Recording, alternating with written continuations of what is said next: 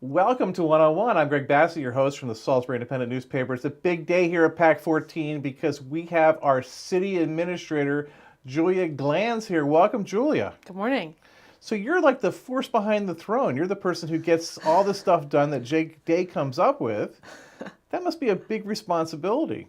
It is a big responsibility, but it's a tremendous job. I love it every day. Working with the mayor is it's the best thing I could ever imagine doing, and I consider myself especially lucky at such a young age to have found what I really want to be doing. So it's great. We call him the excitable boy. So is it fun to be with that energy, or does it get tiresome? Well, the job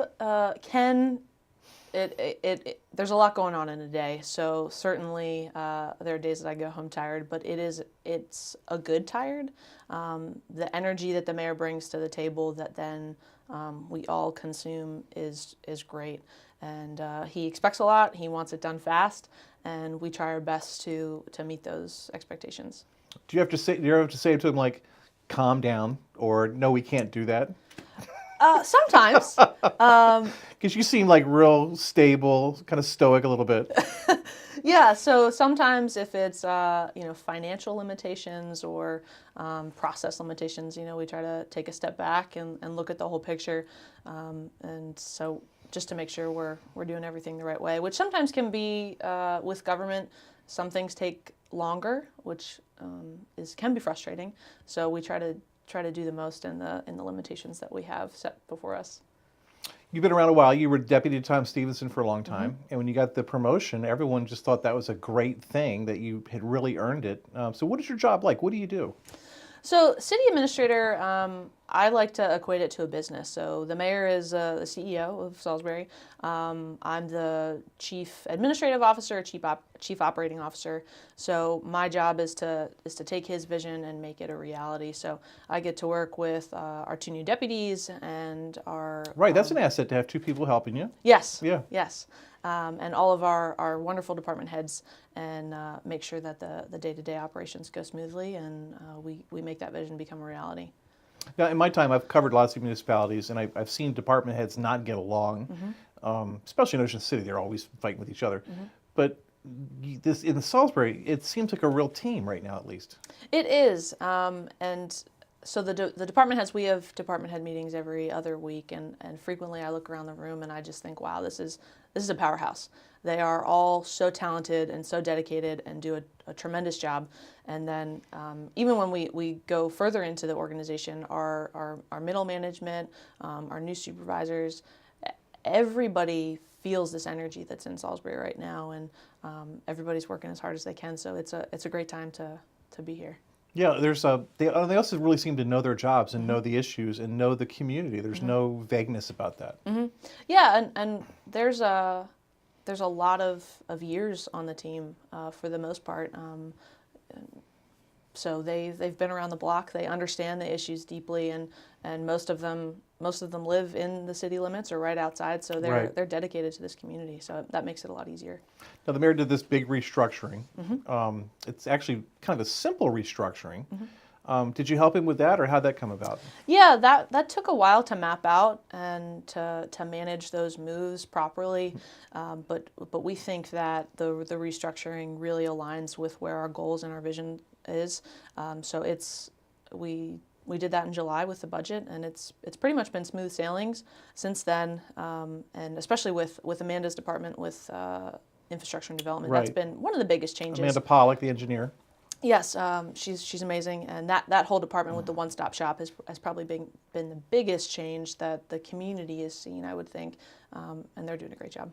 What strikes me about that is that sometimes you build a machine and then you get cogs to fit the machine. But it seems like he built a machine and then he moved the cogs around to fit what they're good at.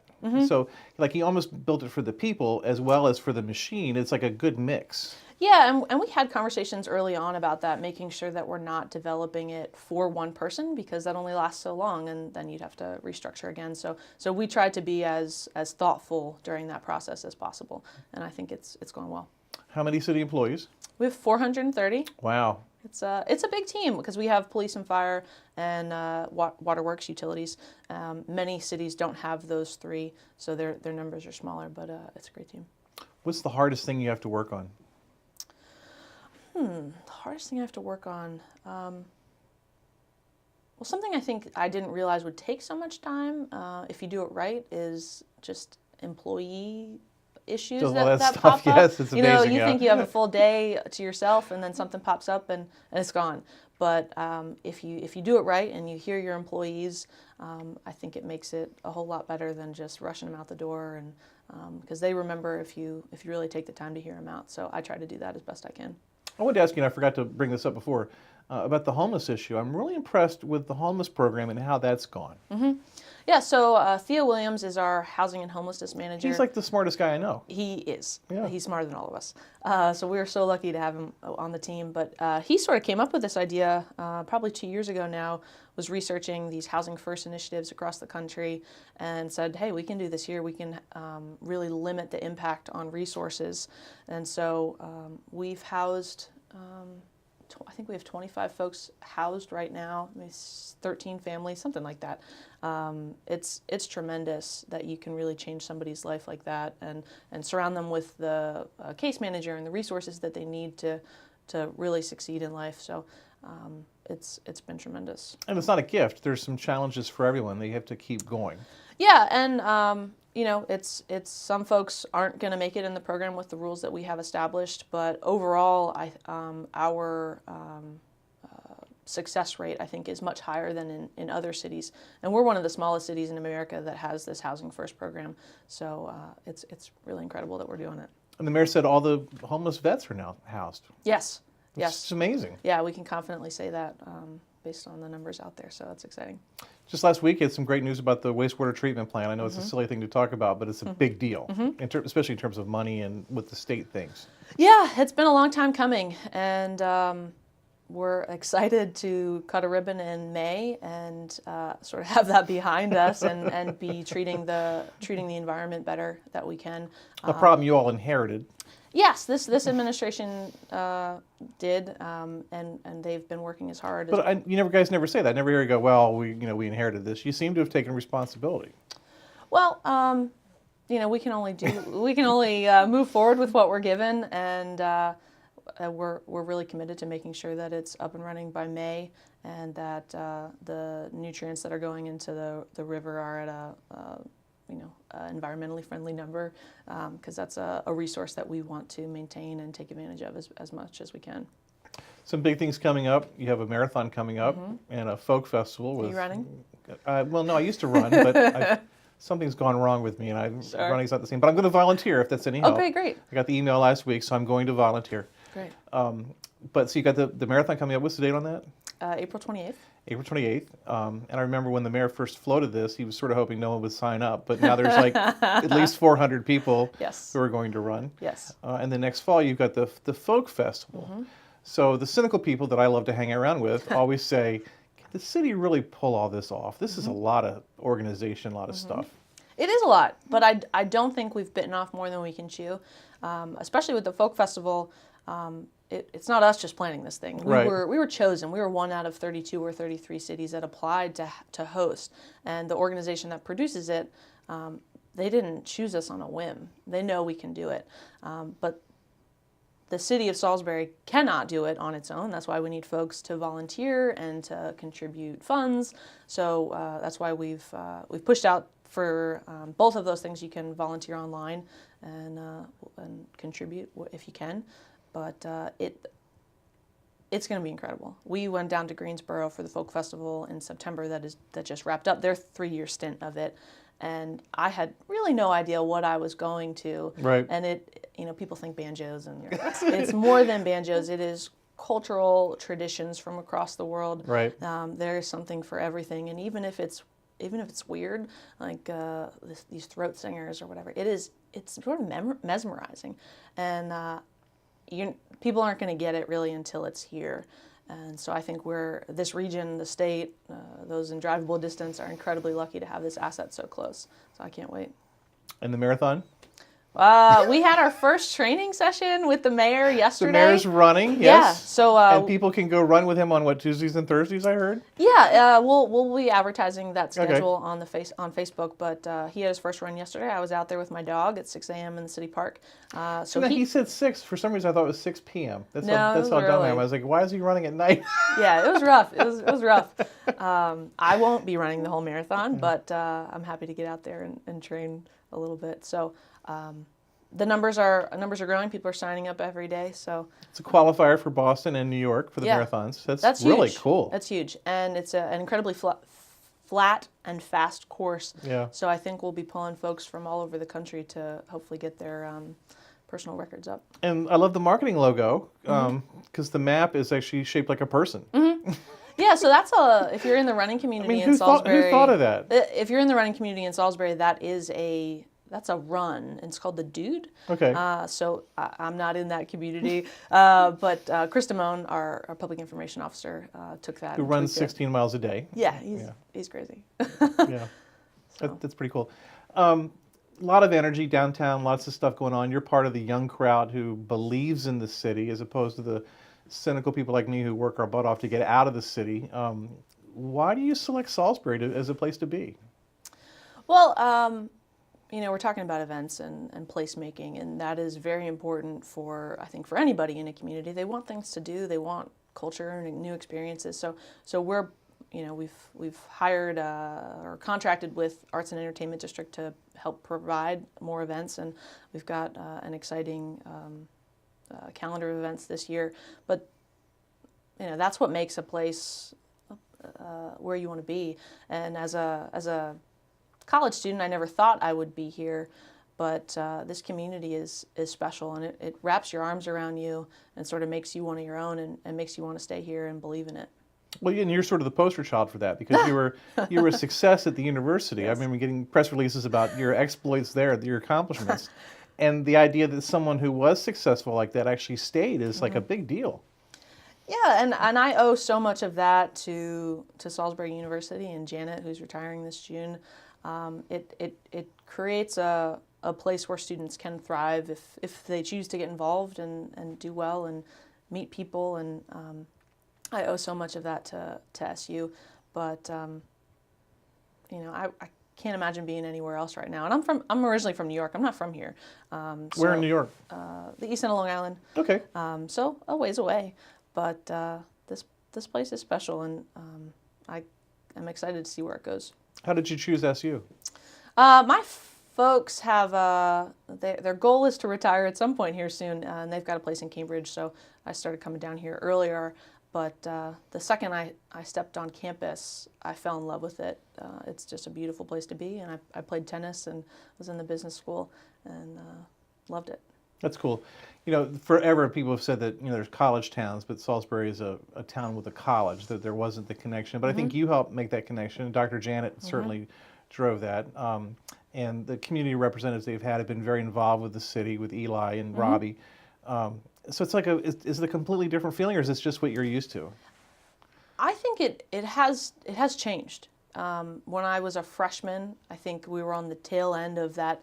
We're a town with a university in it, and I think we are on the forward trajectory to be a college town, and that's really exciting because of the hard work of student representatives and the neighbors around SU and city officials that we're all working together now, which is there are not the neighborhood issues that I was used to for so long. Yeah, I had to deal with that a little bit on when I was in student government, but it's been quiet, so something's going right. That's cool. You're about to enter your budget season. How much do you do in that? So we start gearing up. Department heads are putting together their budgets right now, and then we sit down with each department head and look through that. So we'll be in the thick of it soon, but it's great, and to sort of look at what our department heads are thinking about, new ideas that they have, and they're an incredible team. So I'm really excited to get into the weeds on it here soon. And you're about to release the capital budget. Yes, February 5th or 6th. That goes to... Which I look forward to. I love when people build things. I'm really into that. Yeah. And so there are some more continuations of projects that we funded in past year budgets, like rail trail and bikeways and downtown Main Street and that sort of thing. So there's a lot going on. And Amanda's team in infrastructure and development are very busy with our capital projects, but they love it. Traffic circle. How do you feel about that? It's coming. I grew up with traffic circles. I don't get what the big deal is. I'm excited. How do you feel about moving the Fred Atkins monument to the middle of the traffic circle? So I got married in front of Yes, you did. Yes, you did. obelisk. So, right there on Calvert Street. You know, I'll take it. Yeah. That's a commitment to downtown Salisbury that you would pick that spot to get married. Yes. Yeah. So I love the obelisk. So yeah, you know, if they don't want it, I'll put it in my backyard. The mayor won't talk to me about this, so I can ask you. When are we getting the new entryway signs? Very shortly. They're in I want the progress. scoop on this thing. Yeah, they're designed, and we're working with SHA to figure out placement of those Right. exactly. And So these are the big signs that say "Welcome to Salisbury." Someone drove over the one on the east entrance, and no one really liked the way they looked. So we're getting new signs. yeah, with our new branding, so they're not going to say "Welcome to Salisbury." They're going to just say SBY. Really? Okay. Yeah. See, so that's a leak right there. that's okay. So think more of LAX than these old school "Welcome to Salisbury" signs that you see everywhere. And the one coming in from the east is going to move out by Warwick. I heard that. Yes. So to be continued. Trying to think of what else you want to talk about that I need to ask. The amphitheater. That just got some state funding for that. Yes, yes, which is very exciting. We're very thankful to the Hogan administration for putting that in. And Delmarva Veteran Builders are working on that. So they should be breaking ground on that soon, finalizing plans right now. But it's going to be great, and that's going to be one of the stages for the Folk Festival. So we're really excited to have that be the debut and then start to program it throughout the year. Yeah, I finally got a schematic on that, so I'm going to put it in this week's paper. Again, one of those things like cynical people like me would go, that's not going to work, but I can tell this is going to be a really cool thing. It's going to be over by the hotel.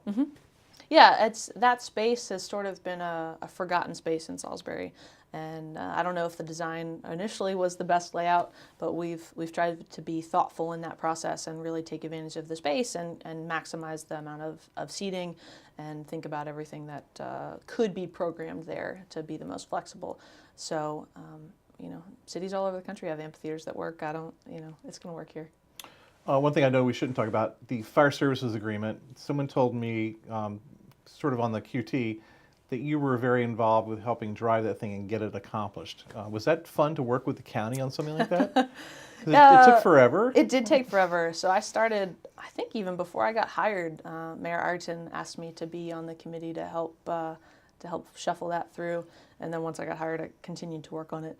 And he was very excited about that issue himself as mayor. Yes, that's a good thing to say. Yeah, Nuclear option, all those things. we had our excitable moments, that's Yeah. for sure.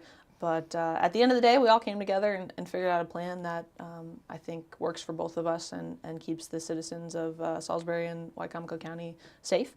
And that's the most important thing at the end of the day. I was stunned when you think about Salisbury. I was stunned on Saturday. Sent the photographer to the zoo to see the new bear and just thought, whatever. And there's 4,000 people there to see the bear in January. What does that say about our town and our zoo? I think it just says that we have an incredible community and an incredible zoo. I arrived probably 10 minutes before thinking, I'll have to park far away, but I'll be able to get there. And then rammed my car in between two, illegally parked, and it felt like a concert that everybody... I thought there'd be a dozen people there. I thought there'd be a little bit more than that, but I had no idea that 4,000 folks would show up in the middle of January to see Pinocchio. He's awesome. He's like a dog. I got a chance to sneak sneak backstage, if you will, and hang out with him and feed him, and he'd lick my hand, and it's awesome. He is so cool, and I cannot wait for him and Chaska to meet and see what happens there, because the love that we saw in the community around Alba was just incredible. Right. And so we're trying to think of new ways to get the community excited and get them into the zoo. As we go on in the season, so we'll be hosting more events and things like that to bring people in. So when you're a little girl growing up on Long Island, do you ever imagine that someday I'm going to run a city and we're going to have bears? And I'm going to care about bears mating? I mean, No, I don't think so. how does that happen? I have no idea, but I'm incredibly lucky to have that opportunity, Yeah. and to go hang out with a bear, and to see what happens there. And Alba is quite you mentioned it in this week's paper, but she's quite the hit out in San Diego. So Right. I think Pinocchio is going to live up to that, and then hopefully we get to come here soon. You go into the office where you work, and everyone's young. And being the old white guy, I'm like stunned at how young everyone is, because my whole life as a reporter, I would go in that office and it was filled with old white guys, and all the department heads were old white guys. Pete, the city engineer, Pete, what was his name? Pete Cooper. Yeah. He died at 100 or whatever. And when I used to cover him, he was 80, Wow. even then. And they all had that old Salisbury way of thinking, and all that's gone now. You guys think in completely different ways. Yeah, so we have a great team. The top 4 are under 40. The mayor, myself, and our 2 deputies, which is pretty astounding if you think about it. And frequently when I go to professional associations, I'm one of the youngest in the room and the youngest for a city our size. So that's pretty cool too. But it's a national trend. It's not. I think we're ahead of the curve, but we're going to be seeing that nationally because just that the older generation is aging out of the workforce, and younger folks have to come up and meet those expectations. But I think as long as we surround them with the resources and the training needed, that everybody's going to do just great. And I don't think age and energy don't go together necessarily. I mean, you look at Jack Heath, president of the city council. True. We joke to Old white Jack guy. and call him an old millennial, because he is so young at heart and gets it all, and has that energy that we all love. So we're lucky. My first city administrator was Pat Fennell.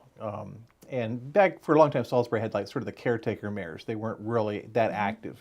I think Frank Morris was active. Dallas Truitt in the beginning was kind of active.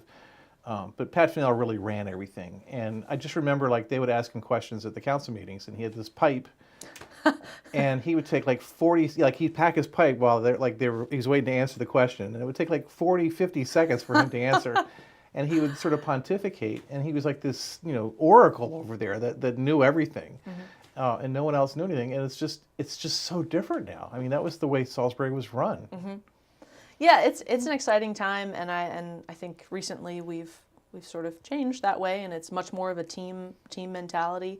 And Tom Stevenson, my predecessor, who's still with the city at the Department of Field Operations. Right. So his job is to keep the city clean. Yes, and is doing a great job. But I think I'm so lucky that he is still here, and we are so close, and I can ask him questions or ask why are we thinking this. So but I think he really started to change that mindset too, along with the mayor. So it's great to be there. One thing Barbara Duncan and Peggy Nalepa and Jan Dudley Eschbach taught me was never ask the first woman question, because women who are the first in a position don't even want to acknowledge that, they don't want to deal with that. But you're young, you're a woman, the first woman in your job. What's that like? Do you get tested sometimes by people who don't get it? Yes, and I think it's pretty cool to be the first female city administrator, but it can be challenging. I think it's less the female thing than maybe the age thing for folks, at least here locally. I mean, do they like blatantly underestimate you? No. I think early on I had some folks push back on me a little bit, thinking that I couldn't handle it because I am younger. But I think by listening to folks, asking questions, and really getting to know what each each person does on the team, whether it's doing a ride along with the PD or hanging out at field operations and seeing how their jobs are. You really get to get that trust from folks, and they understand that you can handle it, and you're rooting for them. I think the police is one of those areas where you think you know, but you don't know. Yeah, and that's one and of the ride-along is a good example. Yeah, and that's one of the major challenges that, if you go to a city administrator conference, they always have sessions on like chief manager relations, and they make it to be this big thing. And, luckily I don't have that problem here. Chief and I work well together, and she helps me understand everything. Well, it's awkward when your employee is sitting across from you and they have a gun. Yep, it can be. And you're not packing heat. Yeah. I mean, she's got mace. She's intimidating. Yeah, but she does a great job to bring us all up to speed and really understand, as a civilian, what all goes into policing, and makes the best recommendation that she can to keep us all safe. What do you feel like is one of your big accomplishments where you were like, yeah, I'm meant to do this job?